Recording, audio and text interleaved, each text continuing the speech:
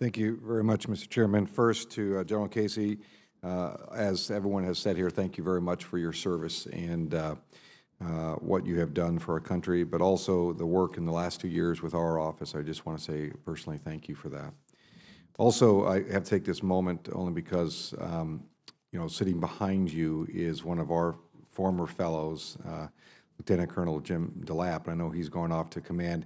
Now, I hope the year he spent with us did not cause any problems for his advancement, but I'm hoping it enhanced his opportunities. But we were very pleased, and the fellow program is a fantastic program that I hope every senator takes advantage of, because it really does bring some incredible talent to our offices, and hopefully we don't spin them the wrong way and that they can continue to have forward advancement after they finish with us. Actually, we're very satisfied with the program too, and it's what we call a broadening experience for our young leaders. Yeah. And it's very productive for us as well. Thank you. Well, very good. Mr. Secretary, as we've had a conversation over the last couple of days, another thank you in regards to this 16th Aviation Combat Brigade. Thank you for all the work you've done there, and the Army recognizing, even though we had to split a little bit with Washington, I think at the end it is, again, a statement by the Army, the military overall, that how Alaska fits into the global picture of national defense. And I can tell you the folks in Fairbanks were very happy to hear the news in regards to the continued stationing of a significant portion of those assets there in Alaska for both of you, and especially Secretary, thank you for the conversations we've had over the last year and tolerating those conversations from our office. Well, I greatly appreciate that. I appreciated the input. And one of the very first Hill visits I had when I became Secretary was to your office. You were very gracious in seeing me, and you pressed that issue early, and I should say often, and I thank you for that kind of engagement.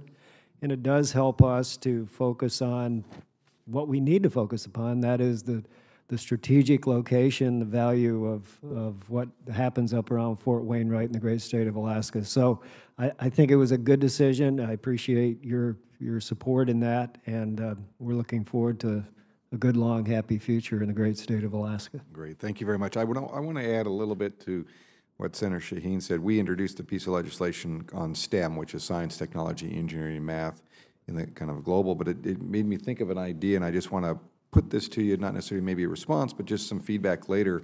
You know, as you know, we have military, or on the bases we have schools, obviously, from different levels, especially in Alaska, they're elementary schools. But the point that I'm making is, I'm wondering if there's a value in this legislation, or maybe as we look at DoD authorization, if we need to look at this on-site, on-school basis, and maybe some specialized program regarding STEM, because we know, obviously, they're all military dependents going to those schools, and the high likelihood is there's a higher percentage that are dependents that will go on to further as their parents are in the military.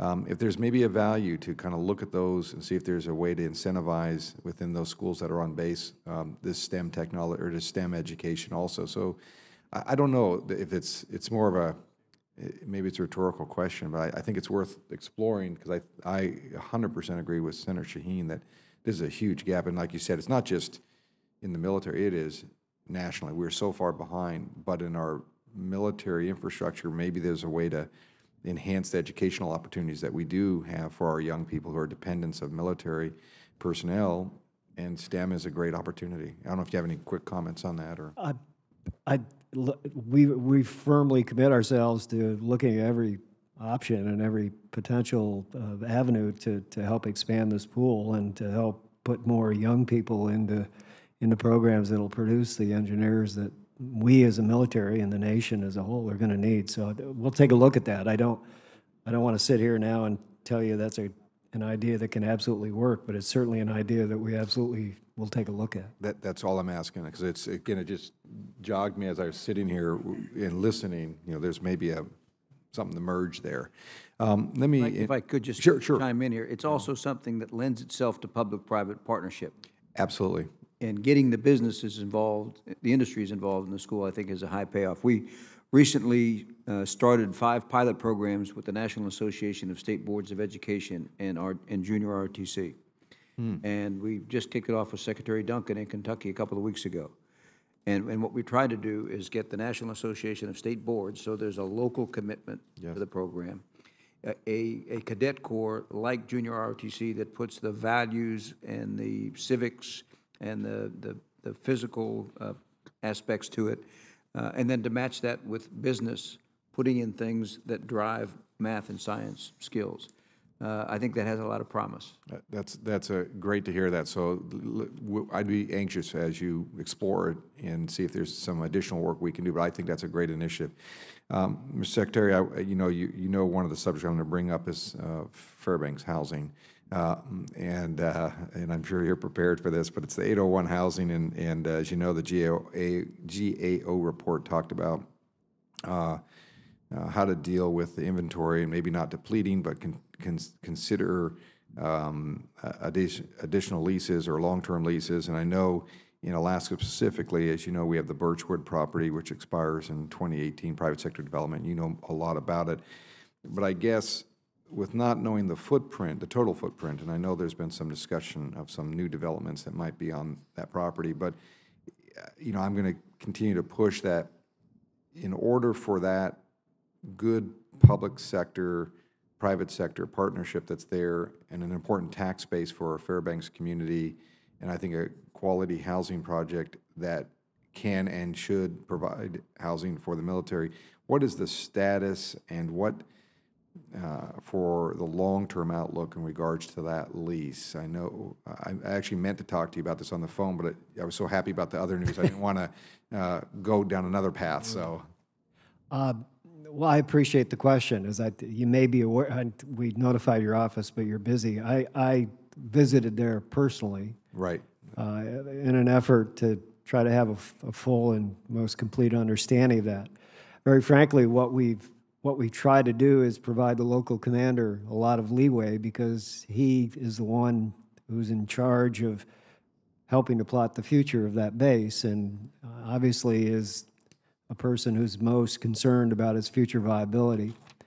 And after several housing analysis looking at available equal value, equal quality residences throughout the outside the gate community, looking at pricing and looking at the condition of the homes, and most importantly, looking at the property upon which those 81 housing leased units sit, as one of the few pieces of land where permafrost on the base does not exist, where they can actually go in and use it to create the kinds of facilities that we feel very strongly are necessary to ensure the future viability of the base itself. So we have notified the leaseholder that our intent is not to renew the lease past the upcoming termination date, and that his requirements under the lease are known to him and expected that he'll follow through. My time is up, but I guess as yesterday was good news day, today is not a good news day when I hear that, and here's why. As you know, the base has thousands and thousands. Our bases are not measured in hundreds of acres, as everyone knows in Alaska. They're measured in thousands of acres. And Fairbanks has a high percentage of permafrost and various elements, and Alaska is known to build on anything everywhere. And so I understand that they have a plan, which we learned about recently, but no long-term funding for it, or no, and the type of plan they have, the type of facility they're thinking about on there is difficult, in not only in these times, but in past times, to get resources for.